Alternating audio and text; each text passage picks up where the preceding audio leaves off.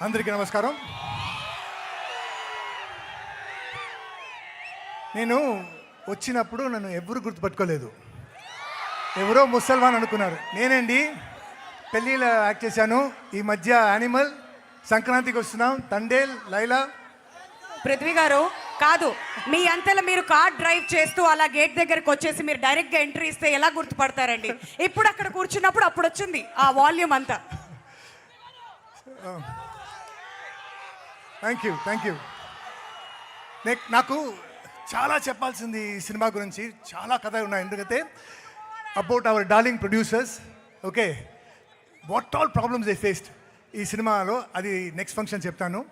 My darling director, one more అని, so that I will say in that function.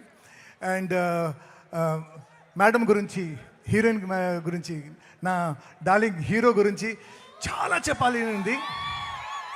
For example, దీని ముందు ఒక song చూశారు కదా, ఆ సాంగ్ అప్పుడు మన హీరోయిన్ వచ్చినప్పుడు she came with her sprained leg, దాంట్లో డాన్స్ చేసింది.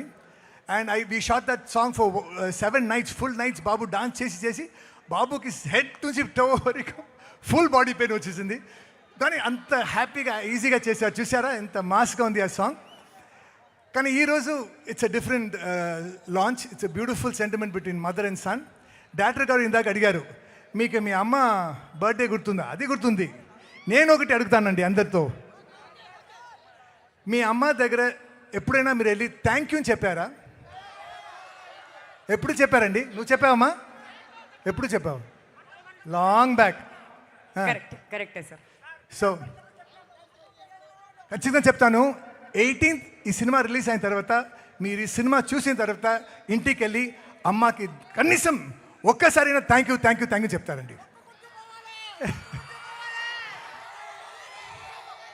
ఓకే, సో నెక్స్ట్ ఫంక్షన్లో చాలా చెప్తాను. ఇప్పుడుకి I will finish my speech with జై ఎన్టీఆర్ గారు, జై జూనియర్ ఎన్టీఆర్ గారు, జై బాలయ్య అన్న గారు, జై కళ్యాణరామ్ గారు. Thank you. జై అర్జున్ సన్ ఆఫ్ వైజయంతి.